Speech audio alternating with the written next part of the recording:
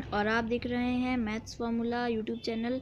और आज मैं डिस्कस करने वाला हूं आपके साथ क्लास 8 का रैशनल नंबर चैप्टर फर्स्ट। सबसे पहले हम इसकी इंट्रोडक्शन कर लेते हैं। तो इंट्रोडक्शन में हमारे पास सबसे पहली चीज़ आती है एडिटिव इन्वर्स।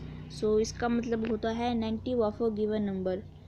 फॉर एग्जांपल हम कर लेते हैं, मैंने एडिटिव इन्वर्स को AI लिख दिया है शॉर्ट फॉर्म में ताकि आपका टाइम वेस्ट ना हो।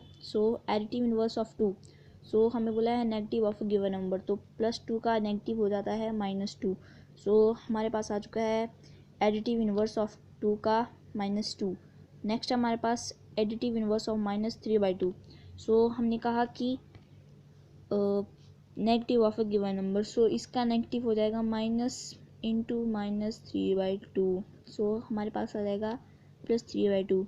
सिंपल ट्रिक है दोस्तों, 2 का पॉजिटिव का नेगेटिव हो जाएगा और नेगेटिव का पॉजिटिव हो जाएगा। जैसे हमारे पास नेक्स्ट एग्जांपल है, तो सबसे पहले हम इसको सिंपलेस्ट फॉर्म में इसको सॉल्व करना होगा। तो इसकी सिंपलेस्ट फॉर्म में ये गिवन नहीं है तो हम इसको सॉल्व करना पड़ेगा। तो ये आ जाएगा -6/7 और माइनस से माइनस कट जाएगा तो ये +6/7 हुआ।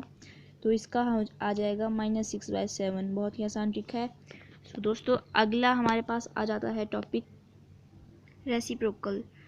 रेसिप्रोकल का दोस्तों सिंपली मतलब होता है उल्टा।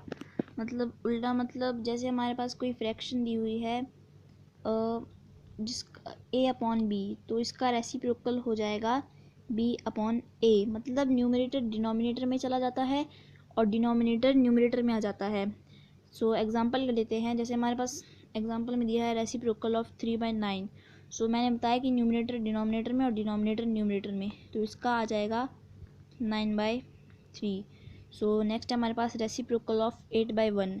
न्यूमरेटर में चला जाएगा डिनोमिनेटर, इसका आ जाएगा 1/8। अगला है हमारे पास रेसिप्रोकल ऑफ 99। दोस्तों जैसे कोई भी नंबर है जैसे 99 है, 5 है, तो इसके नीचे 1 होता है, ये आपको पता ही होगा। तो जैसे पिछला किया हमने 8/1, उसी की तरह है ये। तो इसका हमारे पास गिवन नहीं था, ये हमें खुद करना पड़ता है, लेकिन ये आपको पता होगा शायद। अगली टर्म हमारे पास आ जाती है मल्टीप्लिकेटिव इन्वर्स। दोस्तों मल्टीप्लिकेटिव इन्वर्स का सिंपली मतलब होता है reciprocal of a given number. जैसे हमने रेसिप्रोकल किया वही है मल्टीप्लिकेटिव इन्वर्स। जैसे हमारे पास एग्जांपल है, मान लीजिए -2/9, तो इसका रेसिप्रोकल होता है 9/-2, वही है ये।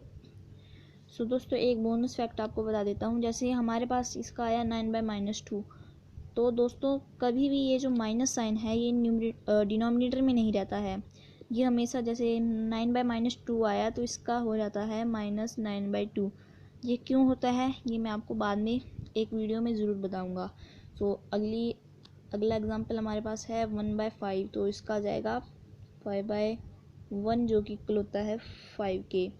दोस्तों अब अगली टर्म हमारे पास है additive identity and multiplicative identity.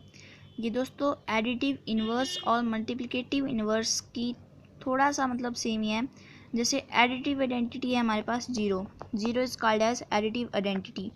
इसको एडिटिव आइडेंटिटी इसलिए बोला जाता है दोस्तों क्योंकि 0 को अगर हम A में प्लस करेंगे और या फिर A को 0 में प्लस करेंगे, आंसर तो हमारे पास यही आएगा। जैसे मान लीजिए मैंने 1 + 0 किया तो 0 + 1 भी वही हुआ, मतलब 1 नहीं आएगा, चाहे 0 + 1 करें चाहे 1 + 0 करें। उसी तरह मल्टीप्लिकेटिव आइडेंटिटी है 1 is called as multiplicative identity. जैसे हम A × 1 करेंगे तो A आएगा और 1 × A करेंगे तो भी A आएगा। जैसे मान लीजिए A की जगह हम रख लेते हैं 5 की वैल्यू।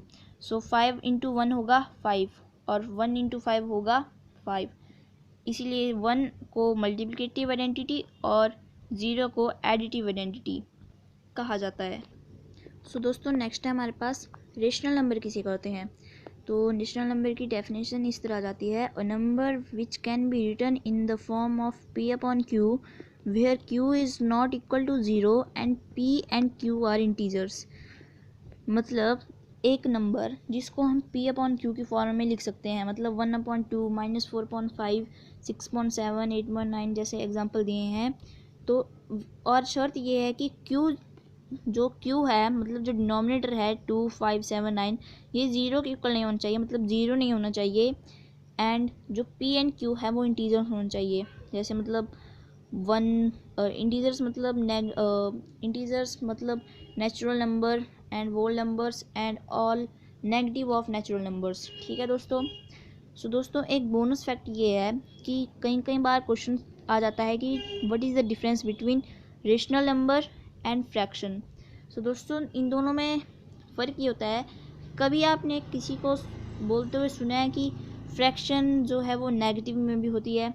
मतलब आपने पढ़ी होगी फ्रैक्शन 2/6, 1/2, 1/4, मतलब जितनी भी फ्रैक्शंस होती हैं वो पॉजिटिव होती हैं, और जो रेशनल नंबर होते हैं वो बोथ पॉजिटिव एंड नेगेटिव होते हैं। तो ये डिफरेंस है रेशनल नंबर एंड फ्रैक्शन में।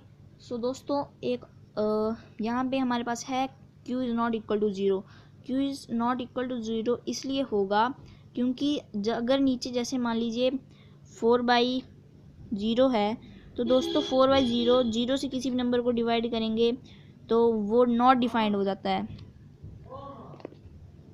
ठीक है दोस्तों, अगर जीरो किसी के नीचे होगा तो वो नॉट डिफाइंड हो जाएगा, मतलब हम इसका आंसर नहीं निकाल पाते हैं। इसलिए रेशनल नंबर में डिनोमिनेटर की वैल्यू कभी ज़ीरो नहीं होगी। ठीक है दोस्तों अब हम कुछ प्रॉपर्टीज़ करेंगे। तो सबसे पहली जो प्रॉपर्टी है वो है क्लोजर प्रॉपर्टी। ये बहुत ही आसान प्रॉपर्टी है और ये कहीं बहुत कम बार मतलब पेपर में पूछी जाएगी आपसे। मतलब क्लोजर प्रॉपर्टी के अंदर बस इतना आता है कि अगर आप किसी रेशनल नंबर को दूसरे रेशनल नंबर के साथ प्लस माइनस डिवाइड इनटू करते हो तो रिज़ल्ट में हमेशा आपके पास रेशनल नंबर ही आएगा।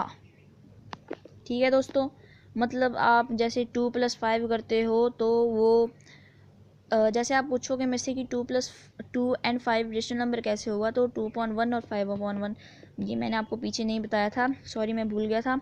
तो जैसे क्लोजर प्रॉपर्टी में मैंने बताया कि rational number plus rational number 2 + 5 मतलब 7, तो वो भी एक रेशनल नंबर है। बस यही है क्लोजर प्रॉपर्टी। सो दोस्तों अगली प्रॉपर्टी है हमारे पास कम्यूटेटिव प्रॉपर्टी। ये भी बहुत ही आसान है, ये बहुत बार क्वेश्चन में इसका यूज़ होता है। तो जैसे a + b है तो वो b + a के इक्वल होगा, और a × b है वो b × a के इक्वल होगा। सो एग्जांपल के ज़रिए हम इसको समझेंगे।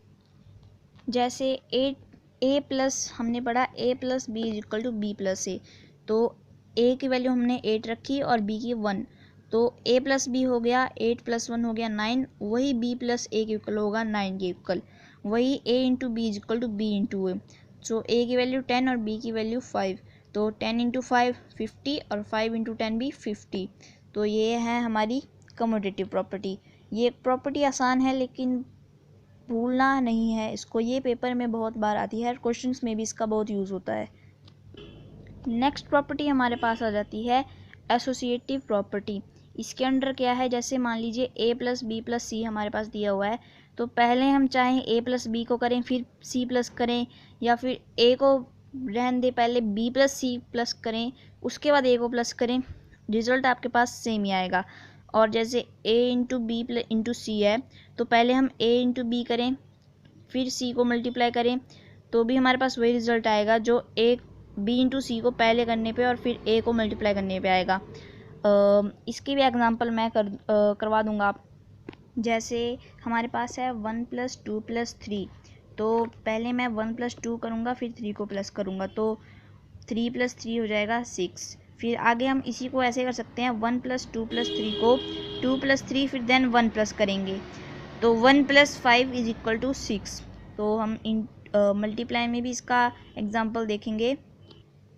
तो मैंने सेम ही एग्जांपल लिए हैं, जैसे 1 × 2 × 3, तो पहले मैं 1 × 2 आ गया 2, फिर उसको 2 × 3 करूँगा तो 6 आएगा।